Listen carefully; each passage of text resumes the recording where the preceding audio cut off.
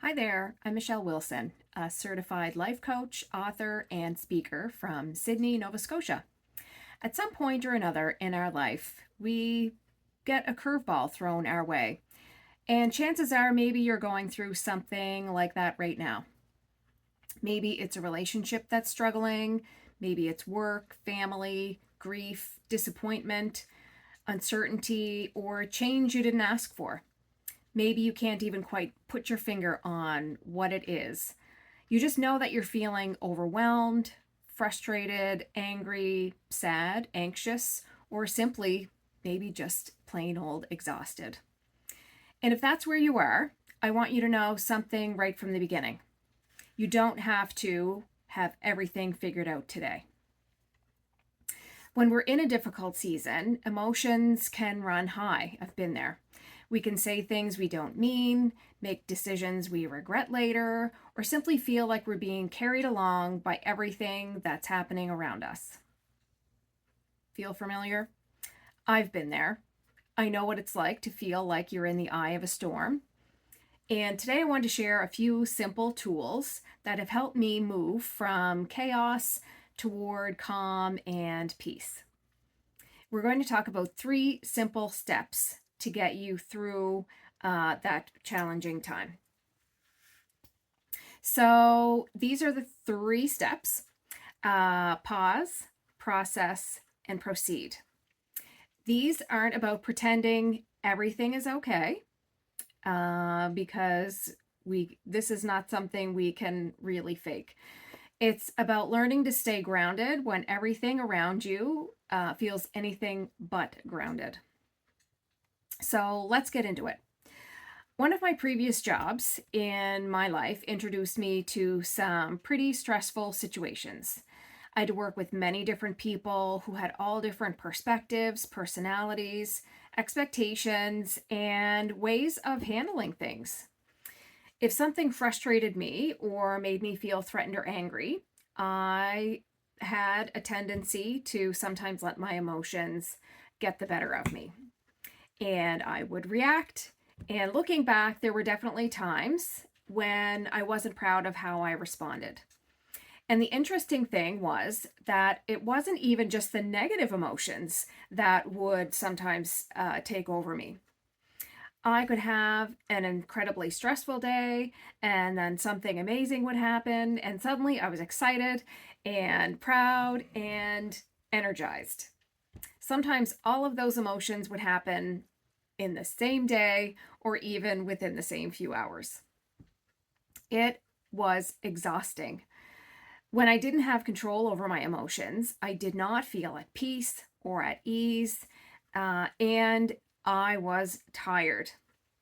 Sometimes, after I had an emotional reaction, I would even feel embarrassed about how I had handled something.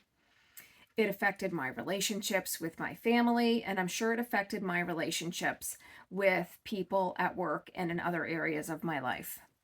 Somewhere along the way, as I worked with my own life coach, Catherine, she introduced me to the idea of keeping my emotional helmet on. Now, picture this: a helmet over your head that keeps your emotions in check. I loved this analogy because it gave me something visual to work with. The goal wasn't to stop feeling, because we're humans and we're going to feel. The goal was to stop allowing every emotion to knock me over and put me on my behind. It took practice, a lot of practice, but I'm much better at it now. I can still feel everything. I can be angry. I can be disappointed. I can be sad. I can also be excited. But I don't have to let every emotion take the steering wheel. And that brings us to something really important. It's the science behind the emotions. When we talk about managing emotions, we're not talking about pretending they're not there. As I mentioned earlier, we're humans and we feel things. We're actually talking about understanding what they are in our bodies, because understanding gives us power. Here's the science, simplified. Emotions are chemical responses in your body. Very straightforward sentence.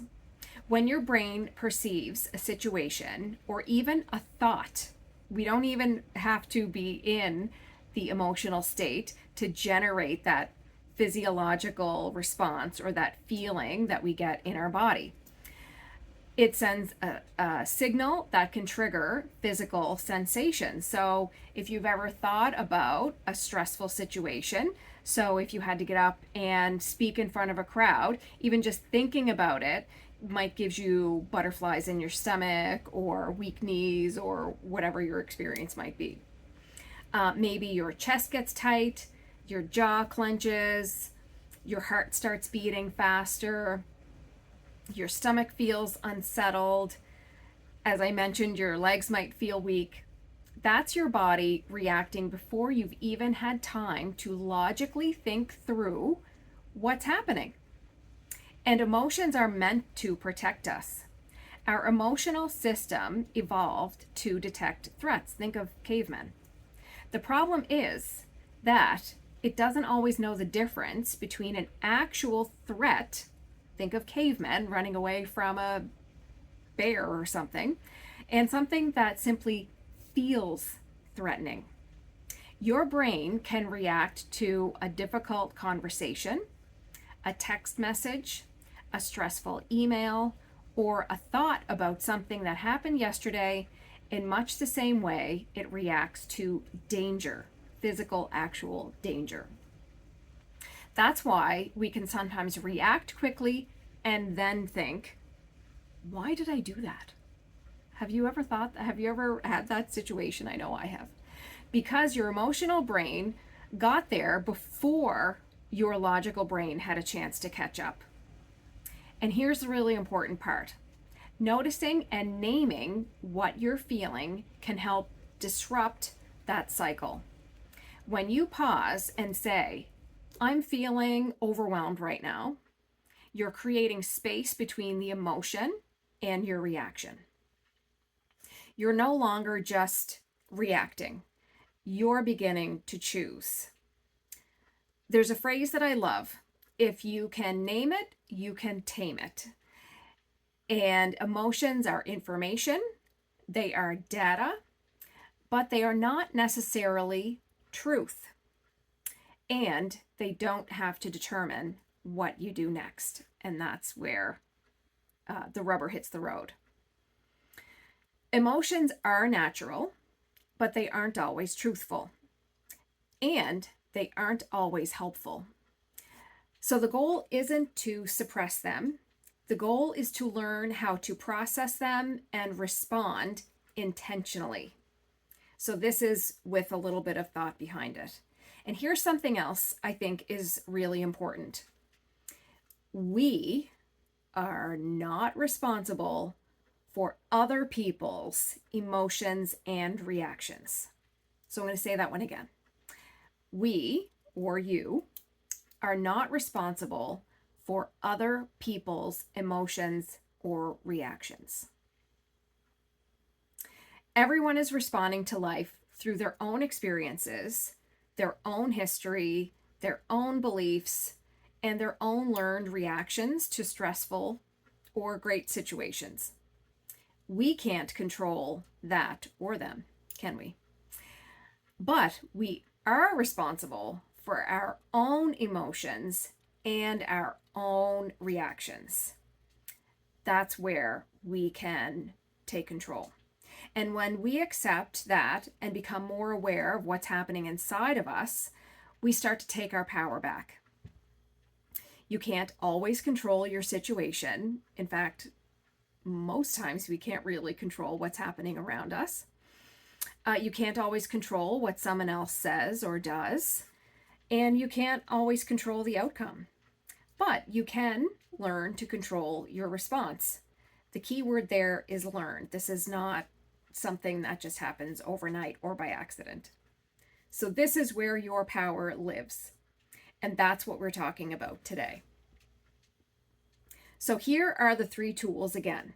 So they are pause, process, and proceed. So let's talk about these 3 simple tools that help you keep your emotional helmet on. So you don't need to master all 3 today.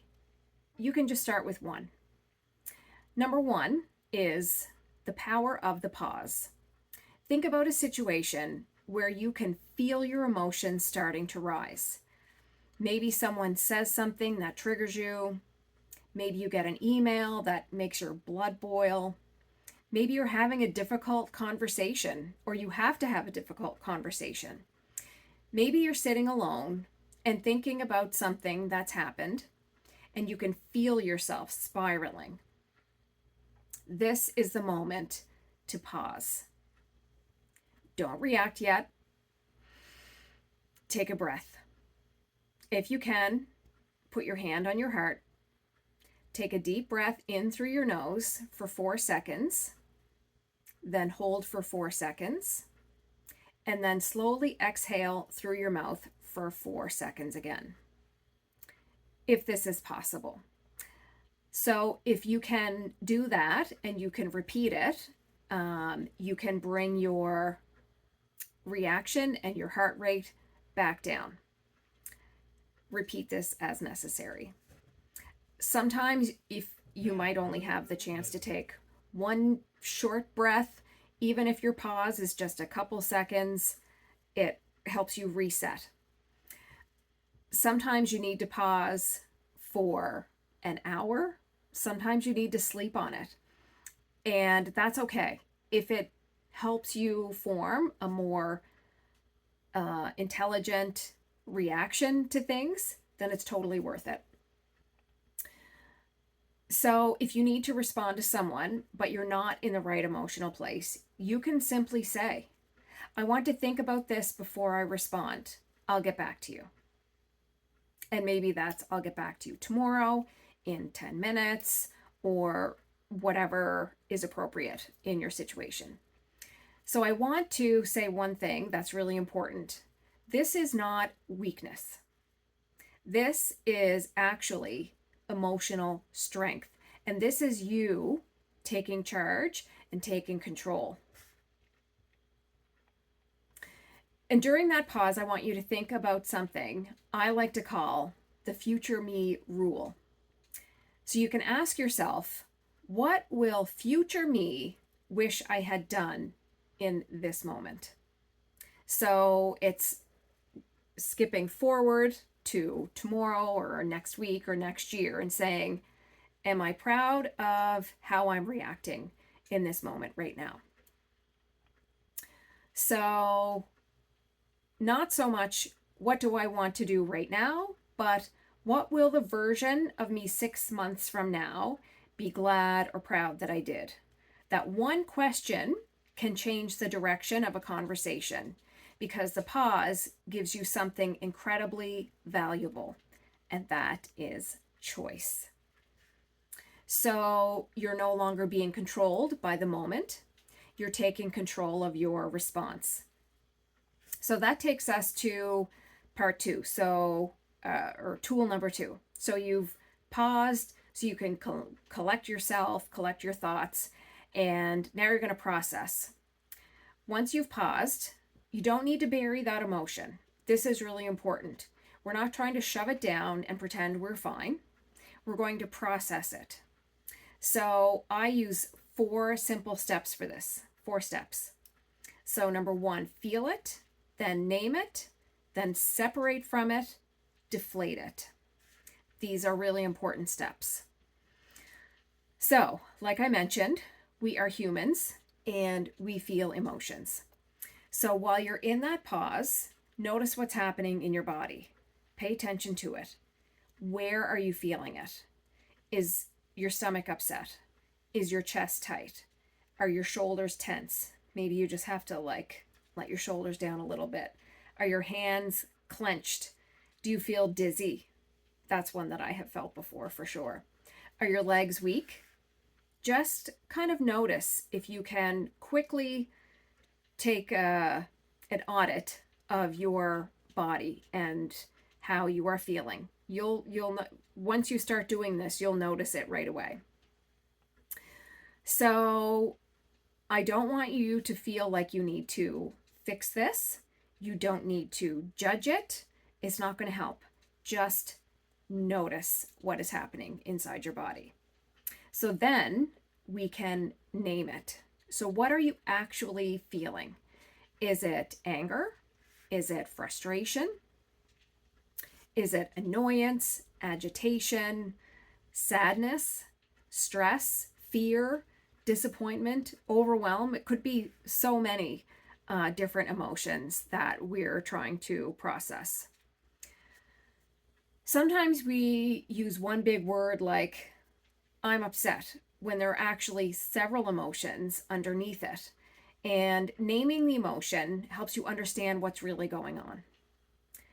That allows us to separate from it, which is the next step. So, this is where things get really powerful. Instead of saying, I'm so angry, try, I'm feeling a bit angry right now.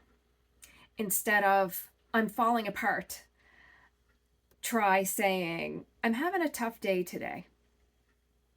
Instead of, I'm completely devastated, try, I'm feeling overwhelmed right now. So, do you see the difference between the two different types of language? So, one makes it part of your identity. So, I'm falling apart versus I'm having a really hard day. So, if you can see the difference there, one is who I am, the other one is outside of me. It's an external thing happening around me that is going to pass. So, you're not saying the emotion isn't real.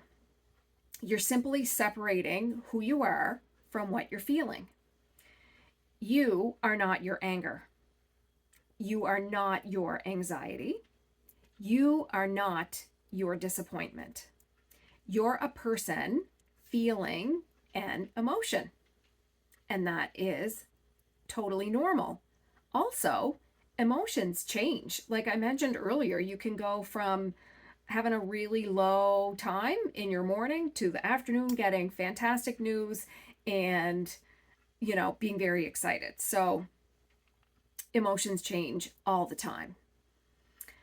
So, the next thing we can do once we've named it, we can create some separation from it. So then you can start to deflate it. And this is where that power is really amplified. So maybe the situation still isn't okay. We're not saying that the situation has changed just because you're identifying your emotions. And that's not what I'm trying to get across. Maybe you still need to have a difficult conversation. Maybe something still needs to change. But what is happening is you are not adding fuel to the fire anymore. And sometimes even just that is the win. You don't have to solve the whole situation. You just have to stop making it worse for yourself. So the third tool that we come to after you've done that is proceed. And this is where the power of just one comes in. So you've paused, you've processed, what's next? Let's proceed. Here's the thing. You don't need to figure out everything at once. You don't need to solve every problem. You don't need to know exactly what happens next. You just need to decide what one small step that you can take. This is where I believe so strongly in the power of just one. Sometimes we think or we feel like we need to change everything before we can feel better. If I just had a better job, if I just made more money, if I just had a good relationship, if I just whatever that might be, we would feel better. But we don't need the plan, the answers, the motivation, or the energy to take one step. Sometimes what we really need is just one thing that gets us moving in the right direction. Think about an object at rest. It tends to stay at rest. But once you apply a small amount of force and get it moving, it becomes much easier to keep moving. We can be like that also. When we're stuck in a difficult season, we can become overwhelmed by everything that needs to change. And when everything feels too big, we do nothing. And that is, I'm not saying anything is wrong with that, but we don't want to stay there. We want to embrace and experience life to its fullest. So instead of asking, how am I going to fix all this? Ask, what is the one thing I can do right now that will move me forward? Maybe it's just making one phone call.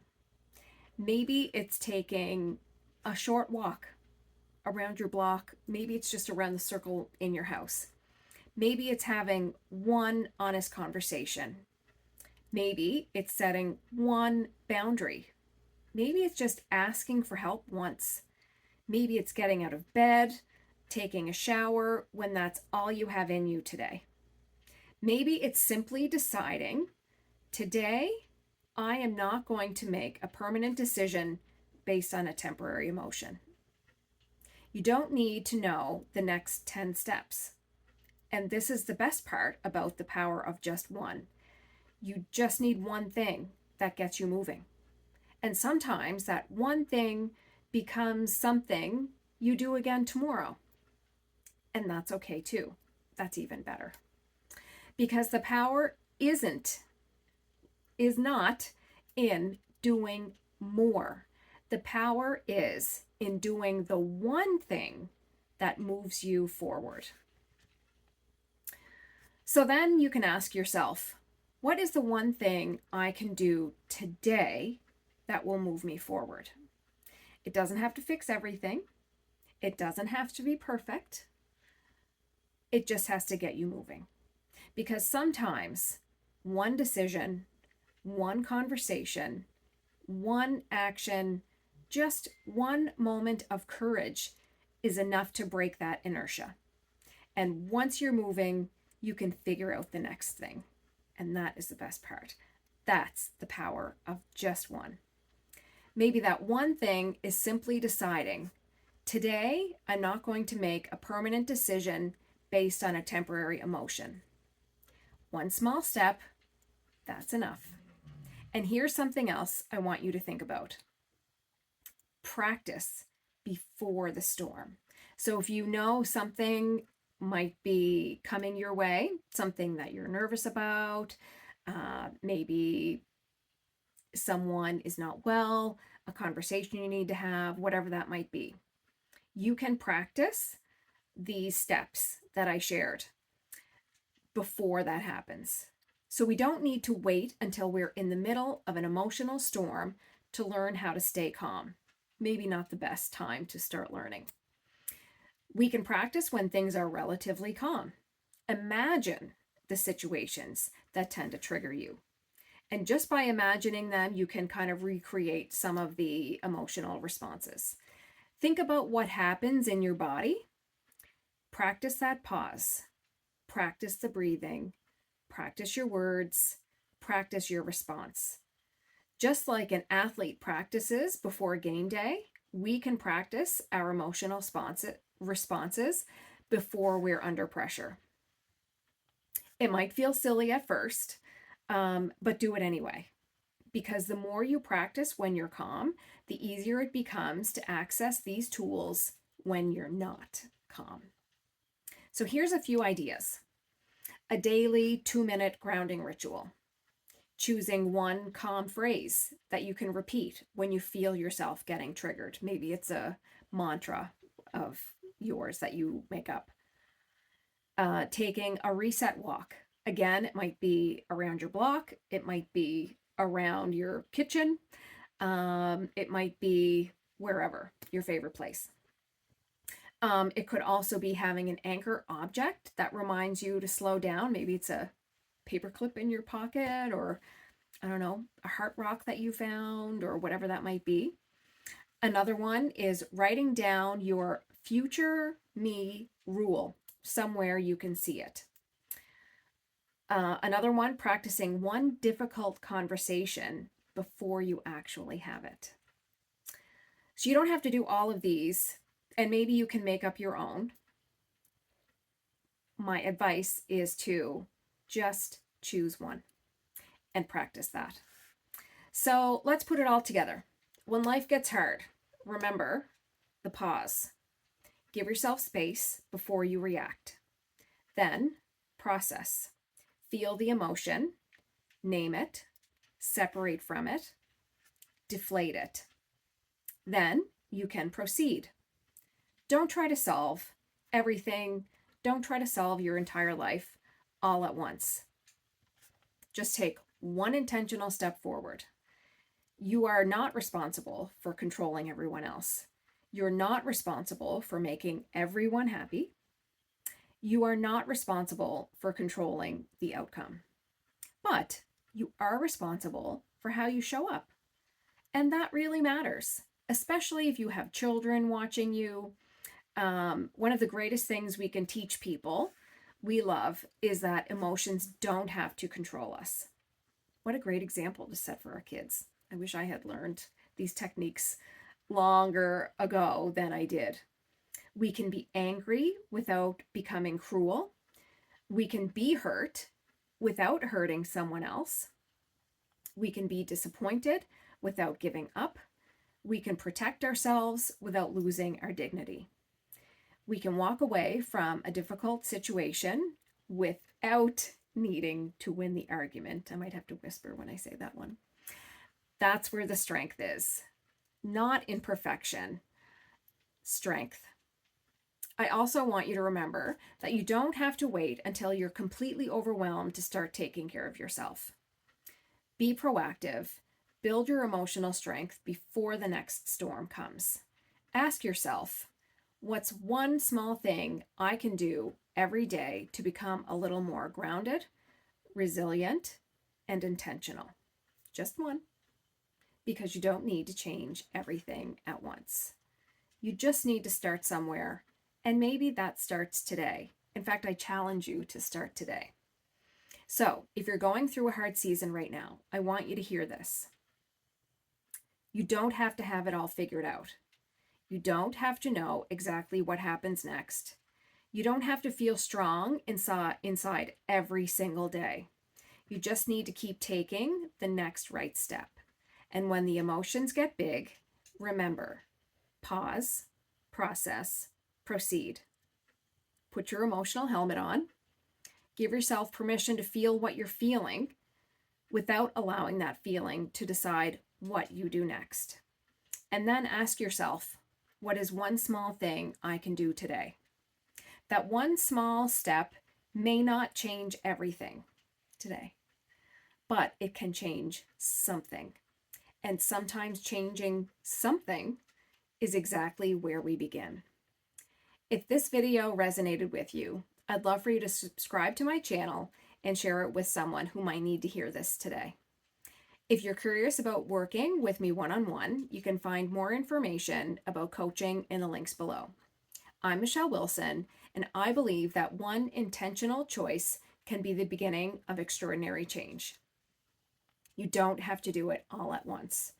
Just one small shift, and you're already on your way. Thank you for being here.